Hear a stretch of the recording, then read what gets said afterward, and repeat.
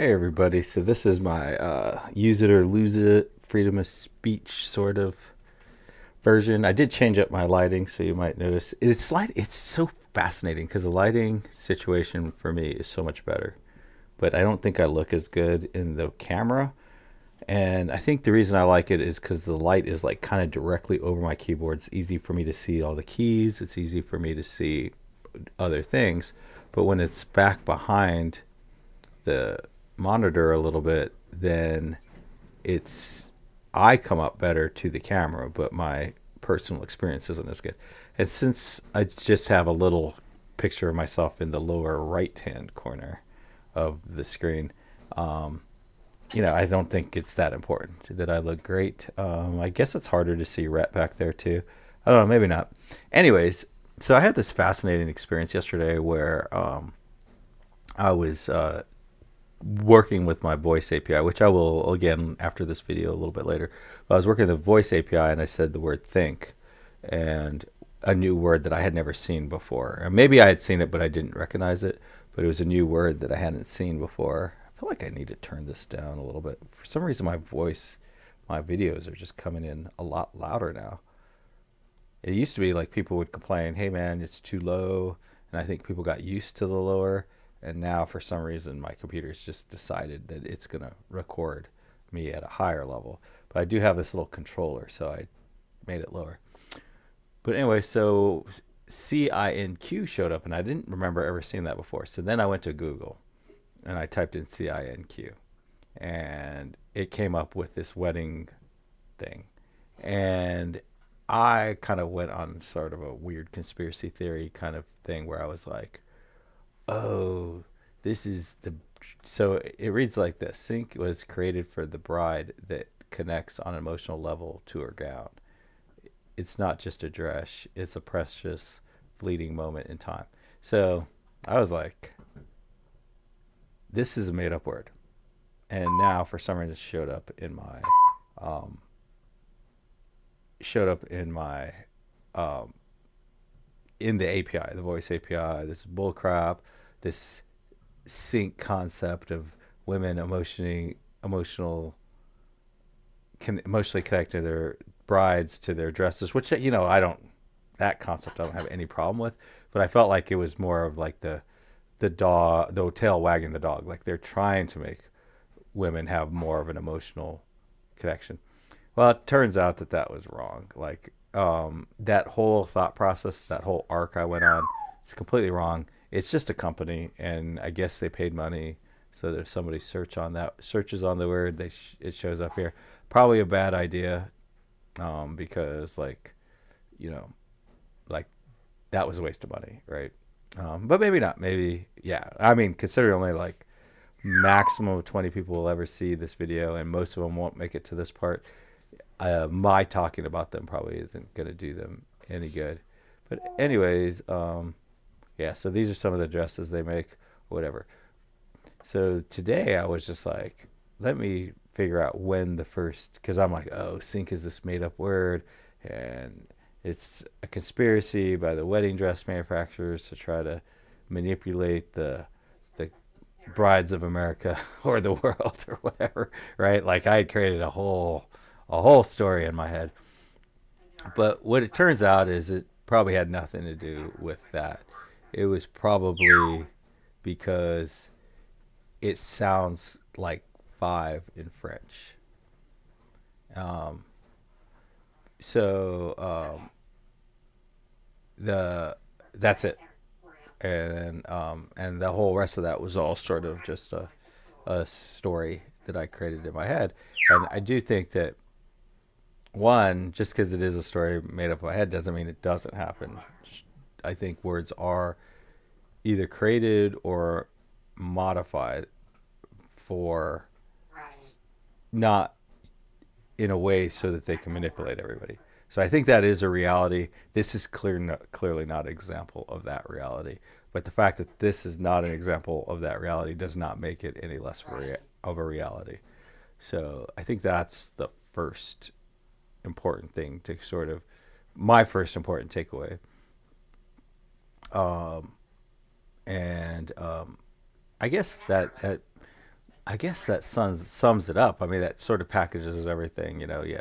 Yes. Now, what was really strange is how that word, I don't think it would be interesting to go back, be able to go back and watch all the videos, um, because, like, I don't think that word ever showed up in the list before. And so let's say it has showed up in the list before and I just didn't see it, then like I'm very curious of what made me decide to think of it. And then let's say I was actually observant and no, that word has never showed up. Well, then what?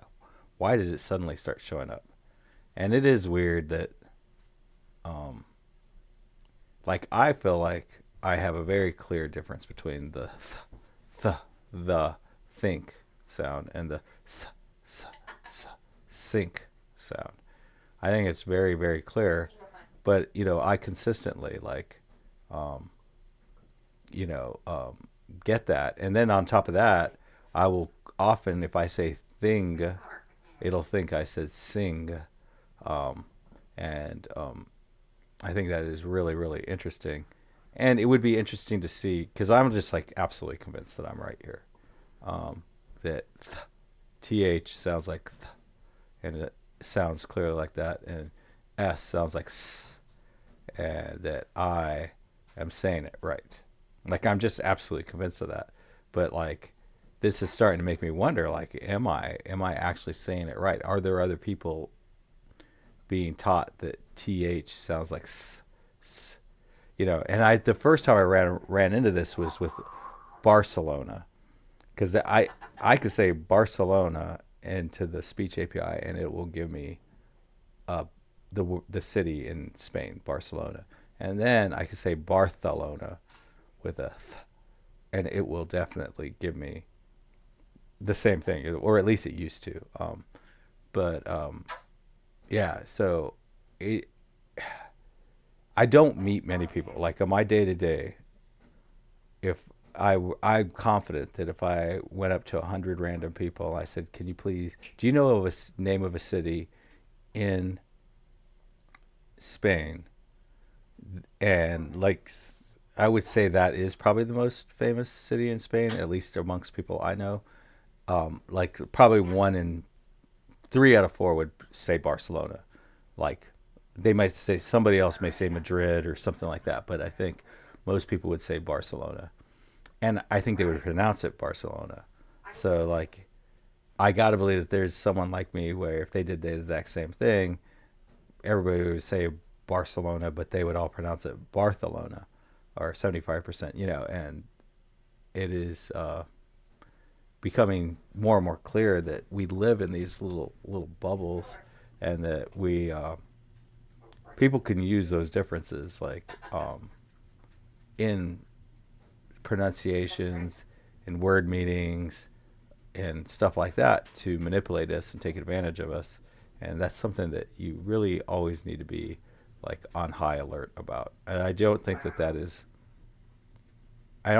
something that was a very, like, I think it's part of like existing in 2025, but it was not an issue if you existed in 1995. So like I probably did most of my just natural life experience behavior to survival. Most of mine was developed in 1995, or probably between 1990 and 2000 was probably when most of mine, like I grad no, maybe 85 to 95 is probably when most of mine were. This was not an issue in 85 to 95. um, you just could not get information and words and stuff out to enough people fast enough to use it in any way, shape, or form.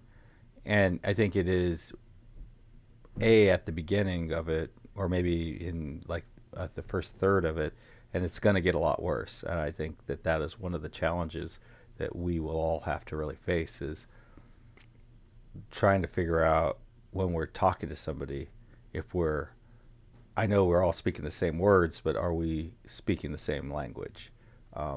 And I just think that we're early on in that, and I do think that like there are probably creators like me who create videos and stuff, and like they don't want, and they is probably like Yahoo, not Yahoo, whoa, Yahoo, uh, uh, Google, and those guys, like they don't want, they may have a vested interest in me not saying Barcelona in front of certain people because they don't want those people to hear that thing, that pronunciation, because they have some sort of reason, some benefit to themselves by keeping us sort of isolated in our own little bubbles. And there's just like a lot of things that I believe that like other people don't believe, and then like if I talk about certain things, they may very like won't, they may not show my videos as other people because of that, because they don't want them to hear some idea that I have. And I don't think there's really anything wrong with that, but we do have a law in the United States that says that like these organizations can't be held responsible for the things that are said on their platforms. But I don't think that that is a good idea, because I think it might have been a good idea in the beginning, and I think it's a good idea if they just say, "Hey, all we do is make the platform and we don't promote it to anybody." Like I just make the, like it's on me, right? Like if I just make these videos and then I get pamphlets and I go to different events and I just say, "Hey, can you go look at my videos?" Um, that's not YouTube's fault if I'm saying something crazy. But if they are purposely pushing certain ideas and then purposely not allowing certain ideas to go out, well, then that isn't true anymore. Then they should be held responsible, because they're just kind of like letting us all create a bunch of content about a bunch of stuff, and then selectively selecting the pieces that conform to the concepts that they want to push. And anyways, so that's what I think. Like I feel like I could say something like this, like my favorite thing to watch in athletics is the 1 mile run.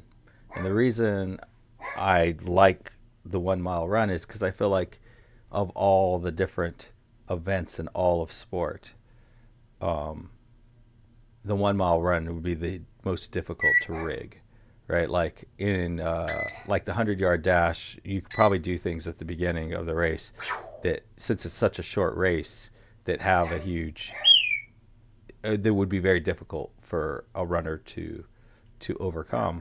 Like it's just possible. I'm not saying it's done. I'm just saying it's possible that you could do that, and it'd be very difficult in that short run to.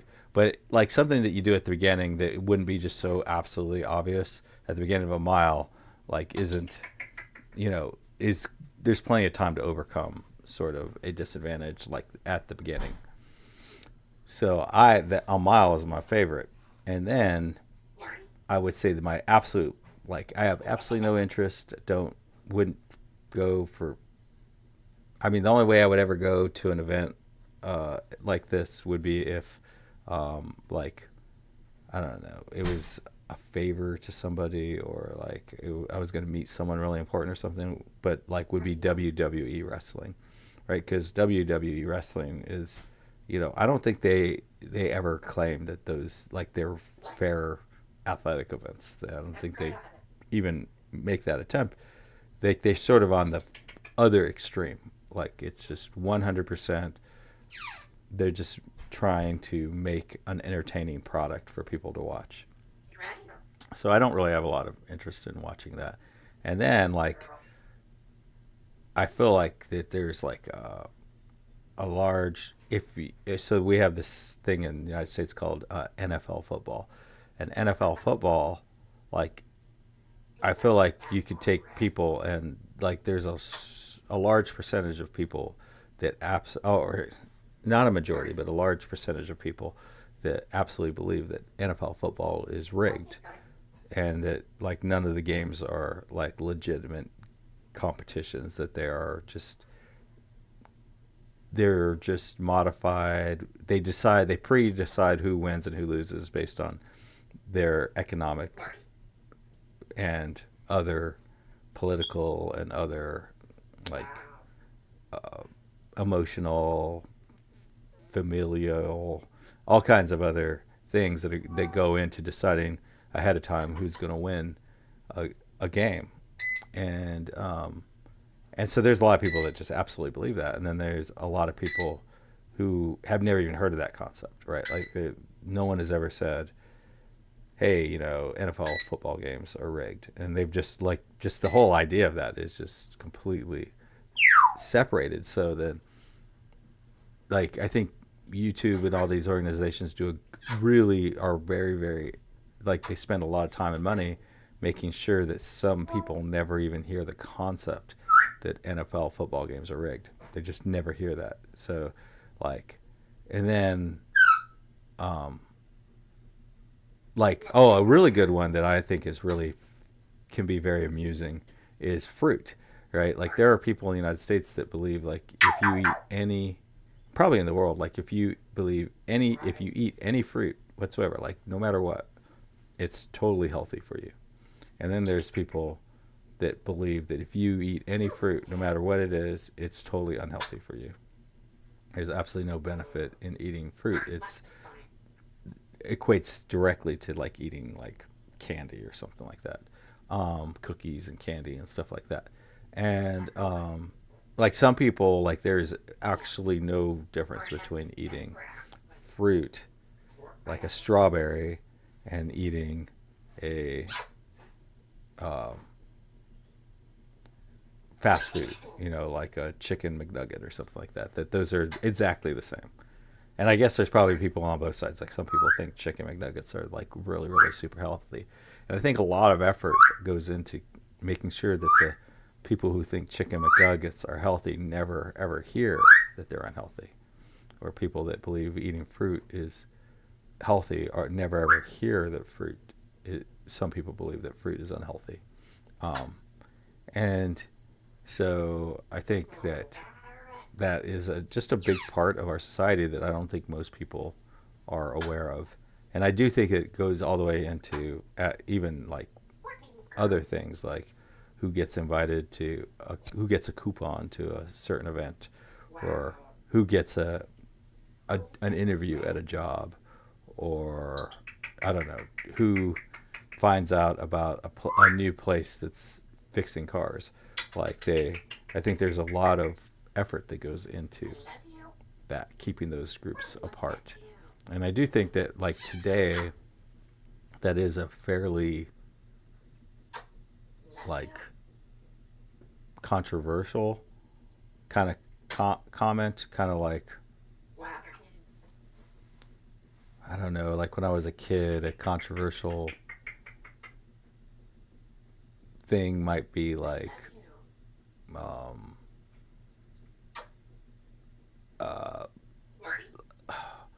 like like I remember I used to go to this church and they would say all the time that there's never any homosexuality in nature, right? That was like a very, but like we would literally like they was you could there was cows and bulls out in the yards, yeah, like in the fields near us, and they had would certain times a year would completely separate them by gender and or by sex, and then like you would hear them out there, the bulls and stuff out there, doing homosexual things, and the preacher would literally be saying, "This has never exists. There's no homosexuality in the world." But today in the United States, I think we're all super comfortable with the fact that you know that's the way some people are homosexual, and that's just how they live, and it's just no big deal. But like when I was a kid, that was super controversial. Now it's just like common knowledge. um, I think that this sort of, hey, everybody's subdivided into these subgroups, and we're not going to let anyone who believes certain things or who is aware of certain things interact with other people in other groups. Eventually, I think we will come to grips with it that that's how things are, and it'll be no big deal, um, and we'll all be fine with it because I think I think we all know it. Like we all know that there's like the Amish, they all live in their own little subgroups, and that there's people within the Amish community that have no desire. Like they look over and they see the people in the non-Amish. I think they call us the English or something like that.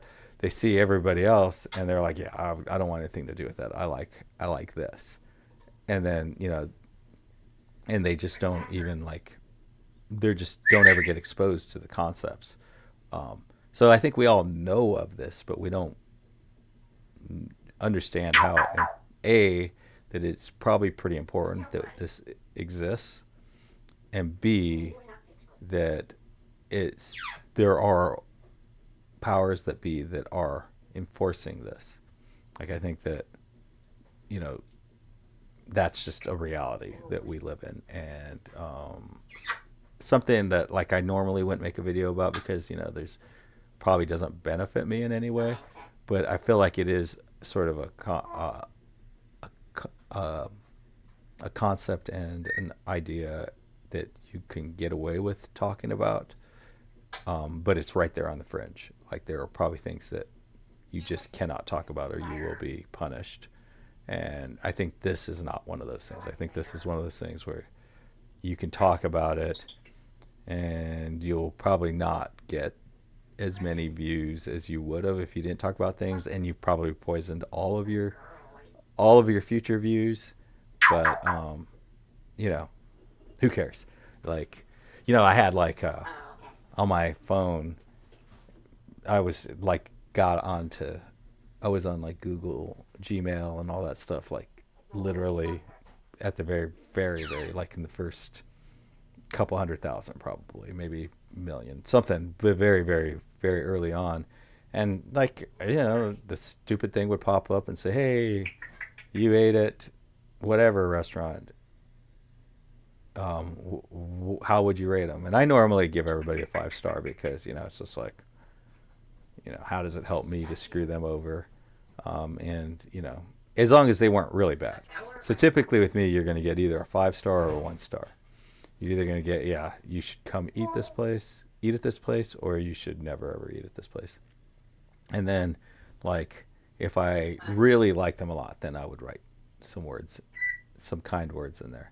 And so that was the difference. If you got a 5 star for me, it just meant yeah, you're probably going to enjoy it. It's going to be fine. If you get a 5 star and some words about how good you are, then yeah, this place is really good. Or I would even sometimes give people a 5 star and say some negative stuff, because I was I don't want them to really get hurt on a macro basis, but I would like them to hear something, that maybe they can do something about. But anyways, so I would constantly get these little, I hated that, right? I hated the fact that all of my actions and everything, locations will get censored. I mean, get stored away, and then I get manipulated later for it and all that. And if you look at my phone, it's all cracked up and stuff. And every time it falls and hits the ground, I always go, snitches get stitches, because I hate the fact that it tracks me all the time.